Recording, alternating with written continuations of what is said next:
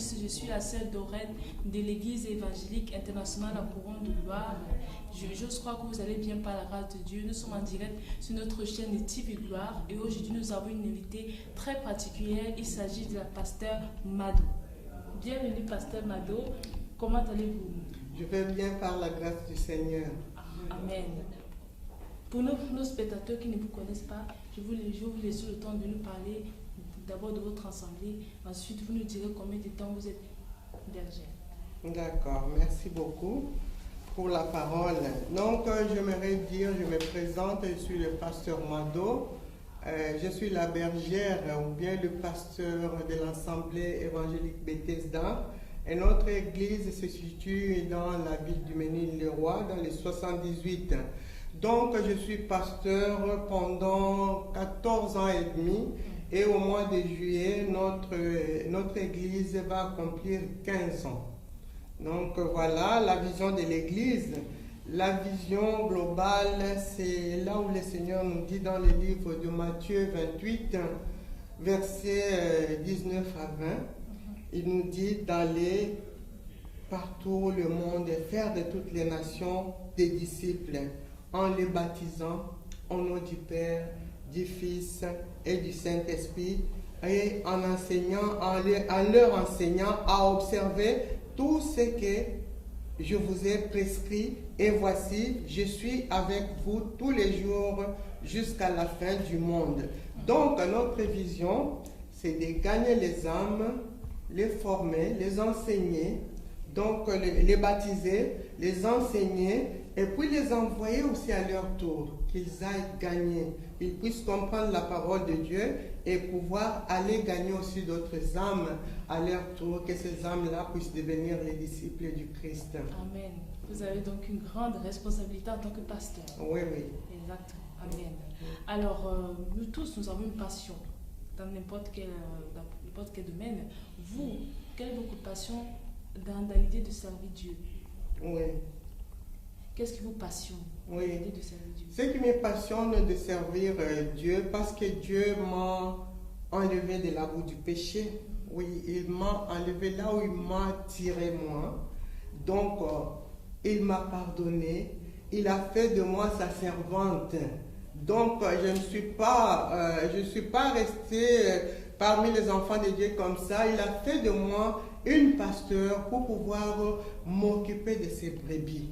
Donc, bien aimé, si je pense à ça, à là où Dieu m'a tiré, afin qu'il m'amène là où je suis, c'est comme on dit qu'il nous a tirés du ténèbre pour nous amener à son adorable lumière. Donc, il m'a tiré du ténèbre pour m'amener à son adorable lumière. Si je dis, je passe pour pouvoir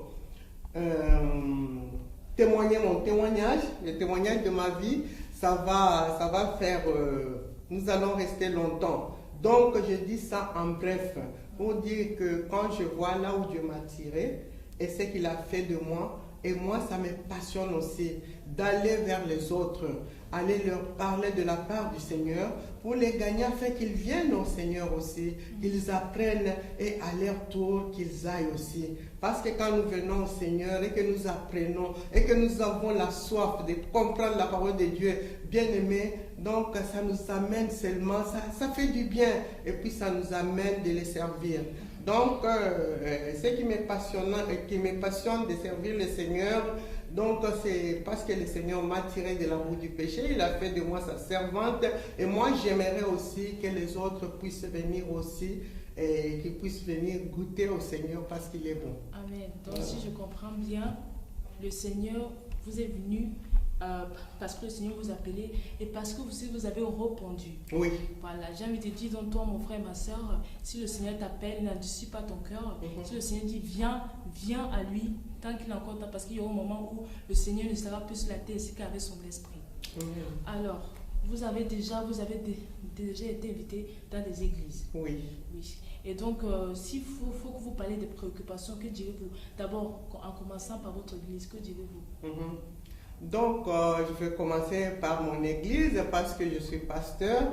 Je connais mon église mieux que d'autres églises. Donc, j'aimerais dire que ma préoccupation dans mon église, c'est de pouvoir paître le brebis du Seigneur. Parce que je suis appelé par rapport à ça. C'est pourquoi on m'appelle pasteur. Donc, je suis appelé à paître le brebis du Seigneur. Voilà, prendre soin d'eux, les enseigner, donc les amener qu'ils puissent comprendre la parole de Dieu. Donc, quand ils ont des problèmes, des difficultés sur les chemins du Seigneur, c'est moi. Donc, j'ai ce fardeau-là de pouvoir paître le brebis du Seigneur. Et pour parler des autres églises, donc j'aimerais dire ceci, dans l'église de Dieu, il y a des gens qui pensent que quand nous allons dans une église ou bien quand nous venons au Seigneur, nous allons trouver toutes les personnes qui sont venues au Seigneur, c'est déjà converti. Toutes ces personnes-là marchent réellement selon la volonté de Dieu, selon la parole de Dieu. Non, bien-aimés, dans l'église, vous allez trouver deux types de personnes ou trois types de personnes. Il y a des personnes qui sont venues, que le Seigneur a appelées, comme ma soeur vient de dire, que j'ai répondu, qui viennent quand on leur parle de la part du Seigneur et qu'ils ont accepté, ils viennent, ils ont cette soif-là d'apprendre, de connaître le Seigneur, de pouvoir les servir aussi. Mais il y a d'autres personnes qui viennent au Seigneur, ils ont répondu, oui, ils sont venus. Mais quand ils viennent, ils vivent dans la distraction. La distraction, c'est quoi? Il y en a, ils sont venus, ils n'ont pas changé de vie. Donc, s'ils étaient des gens qui insultaient les gens facilement, ils continuent à insulter les gens.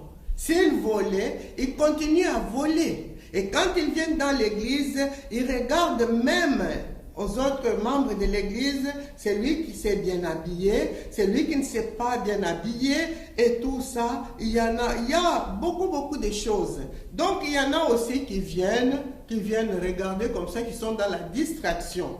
Donc c'est notre travail petit à petit de les aider afin qu'ils parviennent à comprendre la parole de Dieu. Qu'est-ce qui se passe? Ça veut dire que cela, la parole de Dieu n'est pas encore assise en eux. C'est ce que nous trouvons aussi dans d'autres églises. Dans chaque église, il y a deux ou trois sortes de membres qui sont là. Donc, on pourra se dire qu'on a trouvé quelqu'un vers la porte là-bas qui a insulté quelqu'un, ou bien on a trouvé que les gens se sont fait ceci ou cela. Mais il y en a aussi qui sont venus, qui ont accepté Jésus comme Seigneur et Sauveur, qui ont besoin de connaître la parole de Dieu pour pouvoir mettre cela en pratique.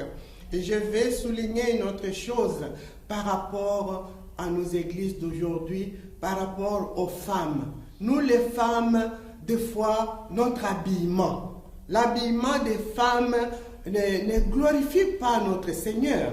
La Bible nous dit que la femme doit s'habiller décente. Et tu vas voir une femme qui s'habille en collant et avec quelque chose de courte là, et elle vient à l'église. On ne peut pas lui dire que ma soeur, tu peux t'habiller bien, ma soeur, voilà, tu peux prendre un pagne et mettre. Il y en a qui se fâchent. Donc on trouve deux ou trois types de chrétiens dans l'église de Dieu. Donc c'est ce que je peux dire, mais ça c'est notre travail, à nous les pasteurs, de pouvoir les aider afin qu'ils puissent marcher en conformité avec la parole de Dieu. Amen. Amen. Donc toi, ma soeur, mon frère, tu viens à l'église, ce n'est pas pour ton frère ou ta soeur, tu viens d'abord pour toi, pour ton salut. Alors ne sois pas distrait, parce que ça c'est le plan de l'ennemi pour pouvoir t'enlever sur le bon chemin auquel tu es déjà. Donc je te dis, ma soeur ou mon frère, reste focalisé sur Dieu, les yeux fixés que sur lui. C'est très important. Amen. Alors, vous avez une mission que Dieu vous a donnée. Amen. Comment le décrivez-vous, la mission? Donc j'ai la mission que Dieu m'a donnée. Dieu m'a donné la mission, la première mission, comme je suis pasteur. Il m'a donné cette mission, comme j'avais dit tout à l'heure, la mission de pouvoir paître ses brebis. Et quand je parle de l'église Bethesda, Bethesda c'est en hébreu. Et quand nous parlons de Bethesda, Bethesda c'est la piscine. La piscine où il y avait 7 hommes qui étaient paralysés pendant 38 ans. il dormait à côté de la piscine parce que cette piscine-là, il y a l'ange de l'Éternel qui descendait là, il bougeait l'eau, il faisait quoi? Il agitait l'eau. Et la personne qui s'est jetée dans l'eau, la première, cette personne était guérie. Mais ce monsieur-là était là, il a été visité par Christ lui-même au bord de la piscine. Donc, il était guéri. Christ lui a dit que prends ton lit et marche.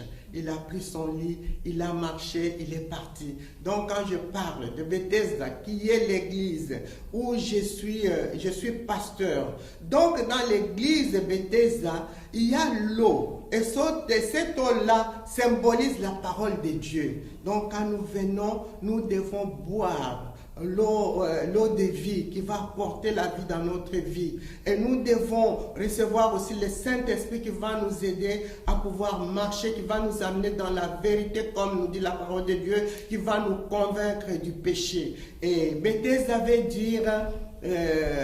dire aussi la maison de miséricorde.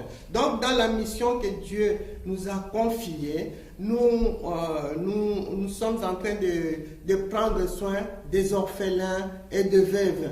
Nous prenons soin même des hommes, des femmes qui sont dans la souffrance.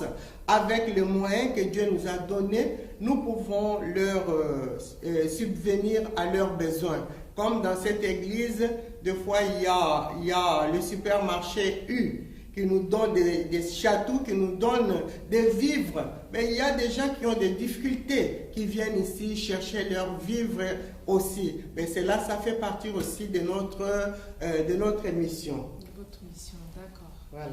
Alors, de nos jours, quand on dit que la pasteur c'est une femme, les gens disent que oui, mais la femme ne doit pas prêcher. Que répondez-vous à cela? Donc, moi, ce que j'aimerais dire, moi, on m'a déjà combattu avec cette parole pour me dire que la femme ne peut pas prêcher.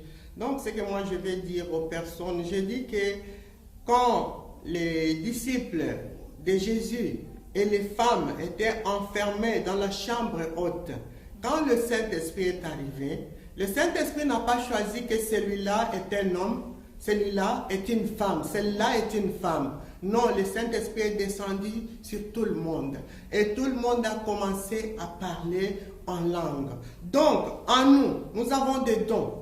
Les dons que nous avons en nous sont innés. Et quand nous avons le Saint-Esprit réveille les dons qui sont en nous. Maintenant, quand le Saint-Esprit veut travailler avec moi, en tant que pasteur, moi je n'ai pas à m'y opposer.